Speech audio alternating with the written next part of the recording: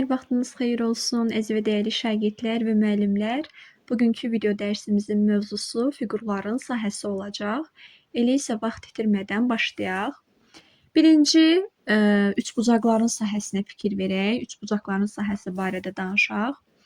İxtiyari üçbucağın sahəsini tapanda, yəni növündən asılı olmayaraq ixtiyari üçbucaq olsun.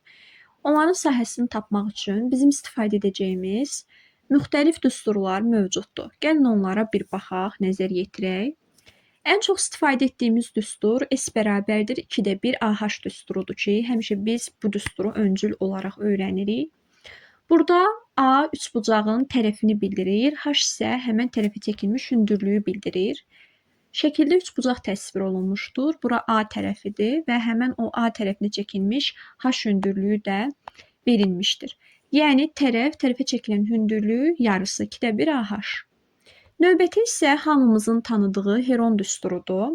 Heron düsturu S bərabərdir P vurulsun kök altında P minus A, P minus B, P minus C ilə hesablanır. Gəlin diqqət yetirək. P orada nəyi bildirir? P yarım perimetrdir. Yəni üçbucağın ümumi perimetrini tapırsan və 2-yə bölürsən. A, B, C isə üçbucağın tərəflərini bildirir. Yəni müvafiq olaraq perimetrdən A-nı, B-ni, C-ni çıxmış olursan. Növbəti düsturumuz isə S bərabərdir A plus B plus C vurulsun R bölünsün 2. Yəni PR düsturudur. Burada R nəyi bildirir? P nəyi bildirir? P üçbucağın yenə də qeyd etdiyim kimi yarım perimetridir. Hansı ki tərəflərin cəminin yarısı. R isə daxilə çəkilmiş çevrənin radiusudur. Biz bunu əvvəlki video dərslərimizdən də bilirik. Növbəti isə S bərabərdir ABC bölünsün 4R düsturudur. Bu elə ixtiyari üçbucağın böyük R düsturundan alınan S düsturudur. Yəni böyük R düsturu xarici çəkilmiş çevrənin radiusu ABC bölünsün 4S'dir. Amma ki oradan biz S tapanda S bərabərdir ABC bölünsün 4R şəklində olur. Bu düstur da sizə lazım ola bilər. Növbəti düsturumuz S bərabərdir M-in düsturudur. Deyəcəksiniz M ilə N orada nəyi ifadə edir? Əgər sizə şəkildə belə bir düzbucaqlı üçbucaq təsvir olunubsa, düzbucaqlı üçbucağın daxilinə çevrə çəkilib və oturacaq MN hissələrinə bölünüb. Gördüyünüz kimi bir nöqtədə MN hissələrinə bölünüb, sahə həmən M ilə N-in hasilinə bərabərdir. Çox maraqlı bir düsturdur həqiqətən. Növbəti sinusla əlaqəli ən çox istifadə olunan düsturlar silsiləsindən S bərabərdir 2/1 AB sinus alfa. AB üçbucağın tərəfləridir, alfa isə həmən tərəflər arasında qalan bucaqdır. Ümid edirəm ki, hər hansı bir anlaşılmayan məqam qalmadı. Davam edir düzbucaqlı üçbucağın sahəsindən. Az öncə bizim bildirdiyimiz 6 düsturun 6-sı da bütün üçbucaqlar üçün keçərli olan düsturlardır. Yəni hər hansı xüsusi bir növ üçün deyil, yəni istənilən üçbucaq üçün keçərlidir. Amma indi danışacağım düzbucaqlı üçbucağın sahəsidir.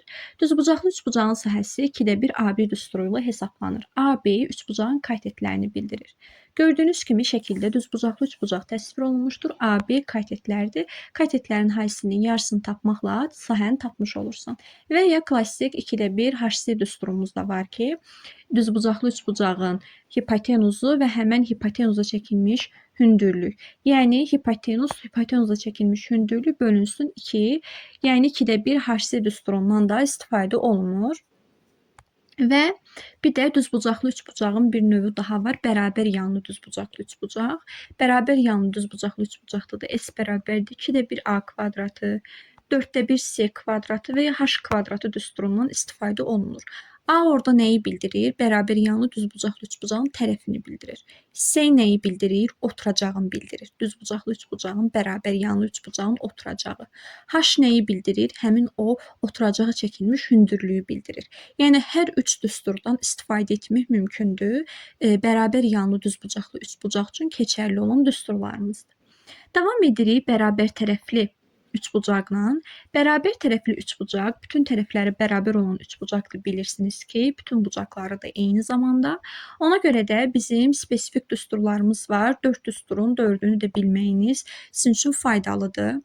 A kvadrat kökdə 3 bölünsün 4 ən çox istifadə olunanlardan. 3 kök 3 böyük R-in kvadratı bölünsün 4. Kök 3 H-ın kvadratı bölünsün 3. 3 kök 3 balaca R-in kvadratı. Yəni böyük R, balaca R-nin əlaqəli düsturları da var ki, suallarda əlaqələndirib istifadə edə bilərsiniz. Amma ən çox istifadə olunan baxın bu birinci düsturdur. Belə uşaqlar, ümid edirəm ki, üçbucaqlarla bağlı hər hansı bir problem qalmadı. Davam edək dördbucaqlıların sahəsindən. Dördbucaqlıların sahəsi bilirsiniz ki, paralleloqramdan başlasaq. Paralleloqramın müxtəlif sahə düsturları mövcuddur. Birinci düsturumuz AH və BHB-dir. Uşaqlar, A orada paralleloqramın tərəfidir. H isə həmin o A tərəfinə çəkilən hündürlükdür. Yəni A tərəfi və həmin A tərəfinə çəkilən hündürlük. Həmçinin bu B tərəfi də ola bilər paralleloqramda və həmin o paralleloqramın B tərəfinə çəkilmiş HB hündürlüyü də ola bilər. Yəni AH bərabərdir BHB. Növbəti düsturumuz isə paralleloqramın sahəsində AB sinus alfadır. A ilə B paralleloqramın demək tərəflərini bildirir. Alfa isə həmin o A və B tərəfləri arasında qalan bucaqdır. Həmin o bucağın sinusunu tapmış olursan. Növbətisi diaqonallarla əlaqəli S bərabərdir 2D1, D1, D2 sinus qamma. Bu nə deməkdir? Yəni biz paralleloqramın diaqonallarını çəkirik. Həmin diaqonalların hasilini tapırıq. Vurulsun 2D1, vurulsun həmin diaqonallar arasında qalan bucağın sinusu. 2D1, D1, D2 vuraq sinus qamma.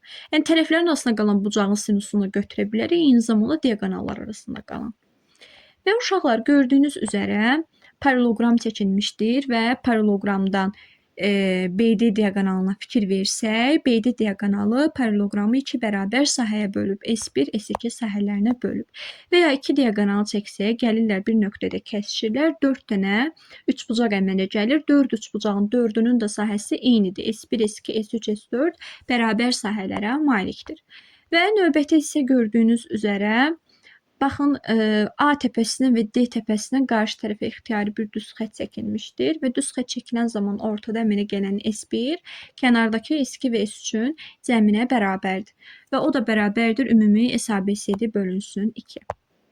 Davam edirik uşaqlar rombun sahəsi ilə. Rombun sahə düsturu paralleloqramla eyni şəkildə S bərabərdir AH olacaq. Yəni rombun tərəfi və tərəfə çəkilən hündürlüyü. Sadəcə bilirsiniz ki, rombun paralleloqramdan fərqi rombun bütün tərəflərinin bərabər olmasıdır. Ona görə də bizim burada istifadə edəcəyimiz sinus düsturu A kvadrat sinus alfa olacaq. Yəni həmin o tərəflər A tərəfləri hasili aralarındakı bucağın sinusu A kvadrat sinus alfa. Və həmçinin diaqonallarla əlaqəli ən çox istifadə olunan düsturlardan S bərabərdir 2D1, D1 vuraq D2. Yəni rombun sahəsini tapmaq üçün diaqonalların hasilinin yarısı da tapılır. Danışaq düzbucaqlının sahəsindən. Düzbucaqlının sahəsini hər birimiz tanıyırıq. Elə bir problem yoxdur. S bərabərdir AB, yəni eni vurulsun uzunluğu. Bir də S bərabərdir 2D1 D-nin kvadratı sinus alfa. Yenə də diaqonallarla əlaqəli düstur olmuş oldu. Diaqonalların hasilini tapdıq, vurduq 2D1-ə, vurduq həmin diaqonallar arasında qalan bucağın sinusuna. Düsturların əksəriyyəti oxşardır deyə ezberləməkdə elə bir problem olmayacaqdır. Davam edirik kvadratın sahəsindən. Kvadratın bilirsiniz ki, bütün tərəfləri bərabərdir. Və bizim burada istifadə edəcəyimiz 4 sahə düsturunun 4-ünə də diqqət yetirək. Birinci, hamımızın bildiyi S bərabərdir A kvadratı. İkinci, diaqonalla əlaqəli 2D1 D-nin kvadratı. Üçüncü, daxilə çəkilmiş çevrənin radiusu ilə əlaqəli S bərabərdir 4R kvadratı və dördüncü olaraq da S bərabərdir 2R'in kvadratı. Bu da demək, kvadratın xaricini çəkilmiş çevrənin radiusu ilə əlaqəlidir. Yəni mən çox da istifadə olunduğunu görməmişəm son iki düsturun. Amma ki, dediyim kimi, nə qədər çox öyrənsəniz, bir o qədər xeyrinizədir. Danışaq trapesiyanın sahəsindən. Trapesiyanın sahə düsturu S bərabərdir orta xətt vurulsun H, yəni MH düsturudur. Və orta xəttdə bilirsiniz ki, trapesiyada hesablananda, yəni yadımıza salaq necə hesablanırdı? Oturacaqlarının cəminin yarısını tapırdıq. Bəs üçbucaqda necə hesablanırdı? Sadəcə oturacağa paralel olub onun yarısına bərabər olurdu. Demək, trapesiyada bir MH düsturumuz var. Elə demək olar ki, bircə MH düsturudur. Elə də bir düstur yoxdur spesifik olaraq. Və bərabər yanlı trapesiyanın sahəsini tapmaq üçün isə belə bir düsturumuz var. S bərabərdir BH vurulsun HD. BH nədir orada əziz şagirdlər? BH əlbəttə ki, trapesiyanın oturacağını çəkilmiş hündürlükdür. Gördüyünüz üzərə. Amma bir şey də qeyd edim ki, bu dediyim düstur sadəcə və sadəcə bərabər yanlı trapesiya üçün keçərlidir. BH həmən hündürlüyü, bəs HD nəyi bildirir? Hündürlüyün ayırdığı bu böyük hissə. Yəni, böyük hissə, mütləq bir şəkildə onanızda çaşmayın, böyük hissə. Bərabər yanlı trapesiyada hündürlüyün oturacaqdan ayırdığı böyük hissə orta xəttə bərabərdir. orta xəttə bərabər olduğu üçün, yəni biri var orta xətt vurulsun hündürlüyü, yəni spesifik bütün trapeziyada keçərli olan MH və ya ayrılan o böyük hissə vurulsun hündürlüyü. Çünki böyük hissə də elə nədir? Bərabər yanlı trapeziyanın orta xəttidir. Və yadınızda saxlayın ki, bərabər yanlı trapeziyada diaqonallar perpendikulyar olarsa, hündürlük və hündürlüyün oturacaqdan ayırdığı böyük hissə orta xəttə bərabərdir. Yenə də qeyd etdiyim üzərə, burada trapeziya çəkilmişdir. Trapeziyanın diaqonalları perpendikulyardır və o zaman hündürlük elə hündürlüyün oturacaqdan ayırdığı böyük hissəyə bərabərdir. Yəni BH bərabərdir HD-yə. Baxın, BH burada hündürlükdür. HD də onun trapeziyanın oturacağından ayırdığı böyük hissədir. Yəni hündürlük bərabərdir həmin o ayrılan böyük hissəyə və eyni zamanda yoldaşlar orta xəttdə də bərabərdir. Çünki biz zaten demişdik ki, bərabər yanlı trapeziyada hündürlüyün oturacaqdan ayırdığı böyük hissə orta xəttə bərabərdir. Zaten bunu demişik biz. Sadəcə diaqonallar perpendikulyar olarsa, bu dəfə də hündürlük də onlara bərabərdir.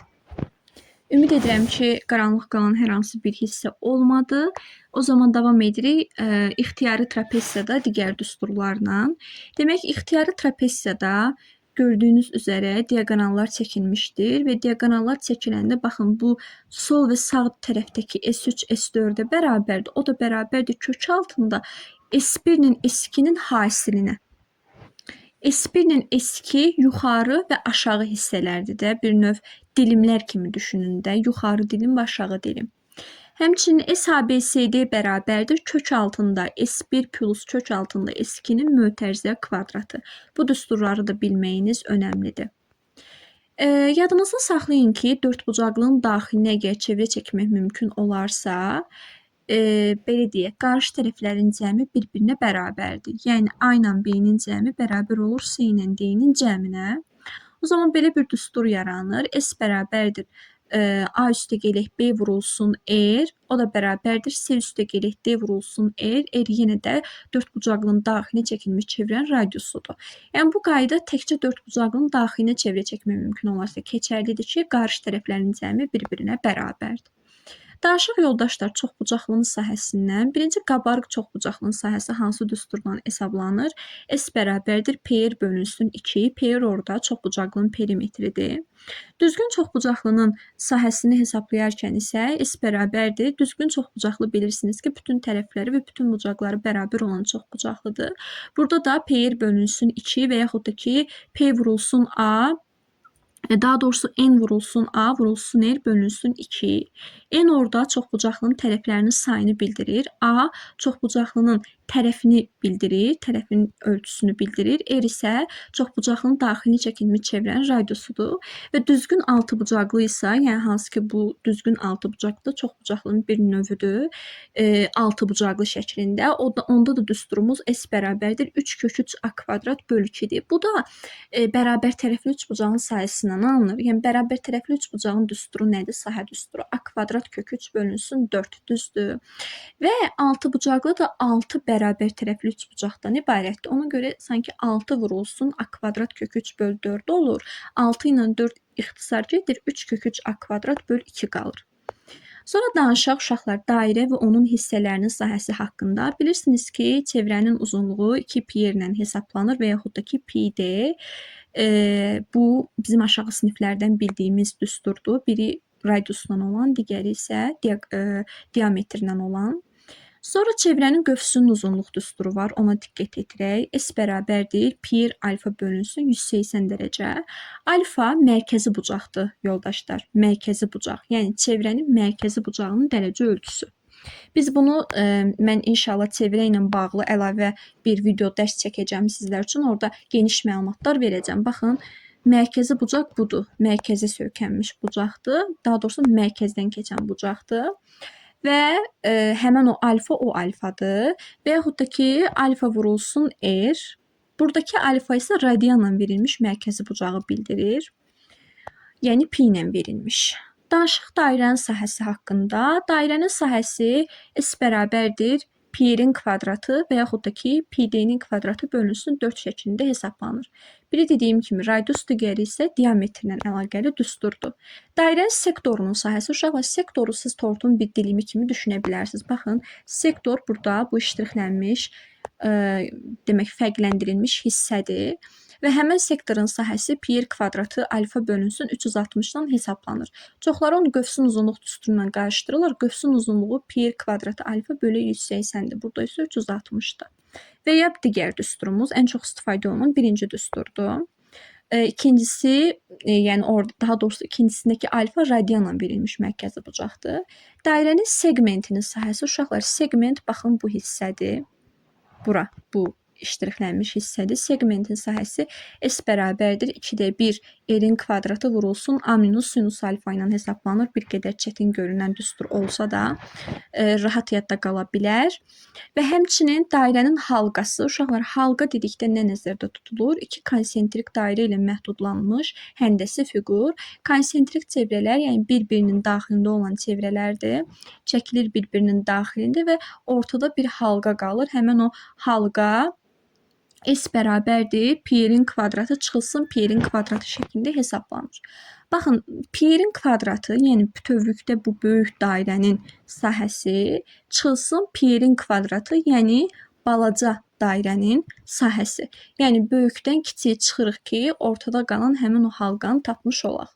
Böyük yer çıxılsın balaca yer kimi də hesablaya bilərsiniz. Bu dairə halqasının qalınlığıdır. Yuxarıda isə biz dairə halqasının sahəsini tapmış olduq. Bu qədər əziz şagirdlər, ümid edirəm ki, videomuz sizin üçün faydalı oldu və yeni məlumatlar əldə etmiş oldunuz. Demək olar ki, fiqurların sahəsi ilə bağlı bütün əsas məlumatları sizinlə bölüşdüm və heç bir necə deyək, çatışmayan hissə qalmadı və sağ olun, inşallah gələn video dərslərimizdə görüşənədək.